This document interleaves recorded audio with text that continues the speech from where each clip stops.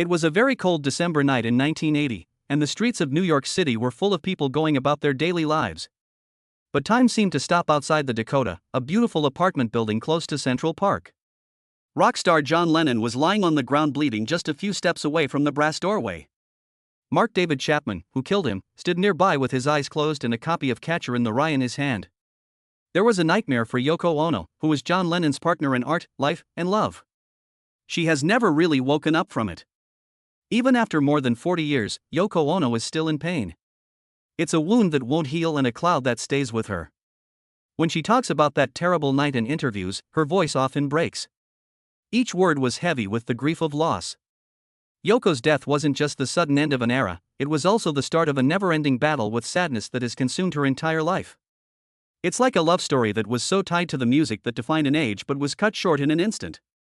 There has always been trouble between Lennon and Ono because of their avant-garde work and the famous Bed In for Peace. Even though John left the Beatles, they had been through it all together. People in the press making fun of them, and the stress of raising their famous son Sean.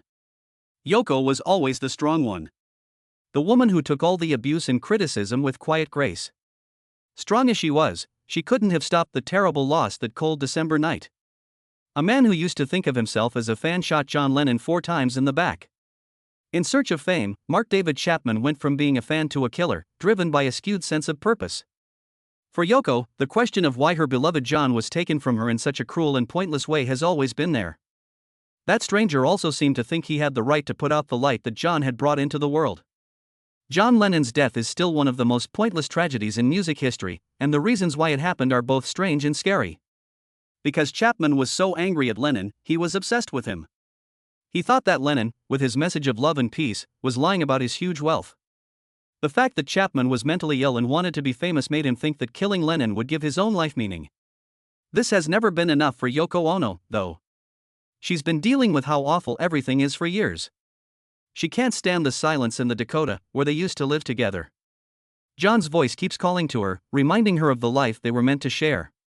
She often talks about the times they missed during the holidays, like the little joys and important events in Sean's life that John never got to see. Yoko has said in interviews that her sadness is like an ocean that never ends and is very deep, with waves that come crashing down out of nowhere. She has said that it's hard to talk about John's death because her voice hurts. It feels like she just went through it yesterday. Every time they talk about that night, it brings up the bad memories again, like a wound that never really healed. The pain in Yoko's life has never gone away, even as the years have gone by. She has tried to move on by continuing to make art and be an activist. The John Lennon Educational Tour bus and the lighting of the imagined Peace Tower in Iceland every year are ways she keeps John's memory alive. But that night's shade follows her.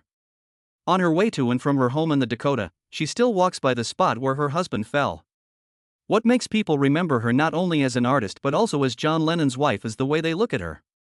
Yoko Ono has talked about how hard it is to keep John's memory alive while also trying to live her own life. She keeps the story of their love alive even though she doesn't want to because she is still trying to come to terms with how terrible the end was. Even though she is trying to get better, Yoko has said that she can't really move on. She once said, "I don't think you ever really get over something like that," as she looked out over Central Park, a place she and John had loved together. Picture this, John Lennon is remembered as a man with big dreams who played his guitar to make those dreams come true. He held Yoko's hand when no one else would and stood by her even when the media made her look like the cause of the breakup of the Beatles.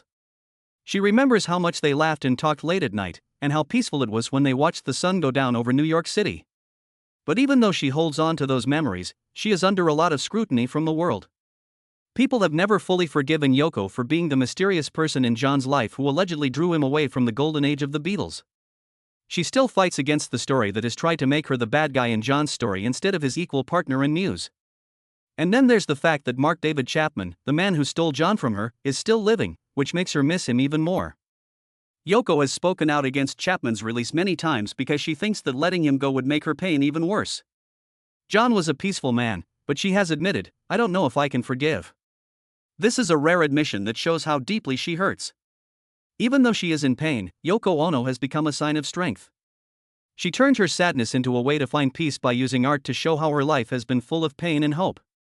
Imagine the Peace Tower as a thin line of light that cuts through the sky over Iceland every October to honor John's birthday. It's like Yoko has found a way to keep John's spirit living by sending a message of love up into the sky. This is a message that will last, even after such a terrible loss. Yoko's art installations often hold the weight of her sadness. They are made up of abstract pieces that show how painful it is to live without her soulmate. In a gallery, you might find a carefully put together broken teacup that represents the link she still has with John, even though it's broken. Making these works is how she makes sense of a world without the man who made her believe in love. But the sadness is always there, just below the surface, even when she makes beautiful art. She said that she feels like a ship at sea that's lost and drifting without its master. She knows that John would want her to keep going and find comfort in their shared hope for a better world. She has said, "He wouldn't want me to be sad," with a small smile on her face when she had a moment to think. One of Yoko Ono's stories is about love, loss, and how hard it is to keep going. This story will hit home for anyone who has ever felt the deep pain of losing someone too soon. Even though years have passed and the story is no longer in the news, Yoko's pain is still very real and very sharp. Life is very fragile, and she is live proof of that.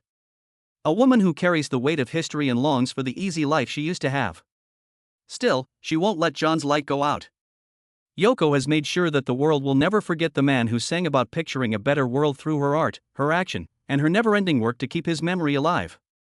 She didn't ask for this job, but she does it with the quiet strength that has become her trademark.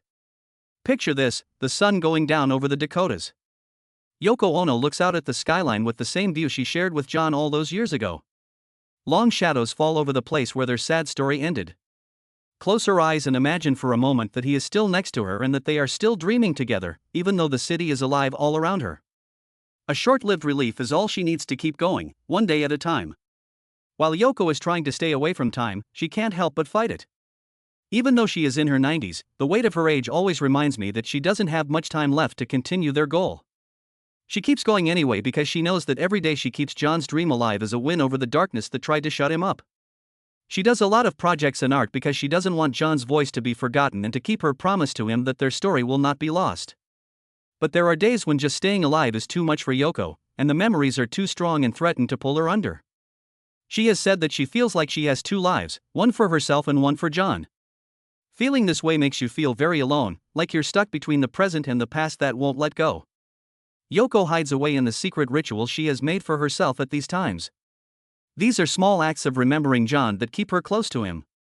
She is drinking the same tea by the window where they used to watch the snow fall on Central Park together. She closes her eyes and imagines that he is still there with her, laughing so loudly that it fills the room. It's a weak comfort, a way for her to fill the emptiness that now surrounds her. But Yoko has never changed her mind about her opinion that John's spirit is still with her and is helping her get through the hard parts of life without him. In appearances, she has said, he's still here, with a strong voice. He may still be alive in the songs that inspire new generations, in the positive faces of those who come together to remember him, and in the quiet strength of the woman who has kept his light shining. Yoko Ono's life shows how strong the human spirit is and how there is a way to keep going even after the worst loss. That being said, it's also a story about the power of love that lasts. A love that survived death and still changes the world through art, action, and a woman's unbreakable will. This end of her story because she knows that there is no such thing as ending a partner loss.